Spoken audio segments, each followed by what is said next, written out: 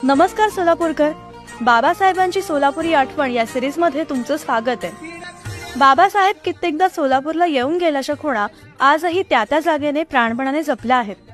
1937 ला म्हणजे स्वातंत्र्यपूर्व काळात दक्षिण सोलापूर तालुक्यातील वळसंग येथील विहिरीचे उद्घाटन बाबासाहेबांच्या हस्ते झाले. तेथील दलित बांधवांनी स्वतःच्या वस्तीसाठी स्वतंत्र सार्वजनिक विहीर श्रमदान आणि लोकवर्गणीतून बांधली. जोपर्यंत बाबासाहेब त्या विहिरीतील पाणी प्राशन करत नाहीत तोपर्यंत कोणीही विहिरीतील पाणी पिणार नाही असा त्यावेळी दलित बांधवांचा आग्रह होता. त्यांच्या या आग्रहाला मान देत बाबासाहेबांनी स्वतःच्या हाताने रेशमी दोरा लावून चांदीच्या पेल्यातून विहिरीतून ओढलेले पाणी प्राशन केले. मुख्य म्हणजे या विहिरीतील पाणी फक्त आणि फक्त पिण्यासाठीच वापरले जाते. बाबासाहेबांचा स्पर्श झालेली ही विहीर कधीही कोरडी पडली नाही हे विशेष.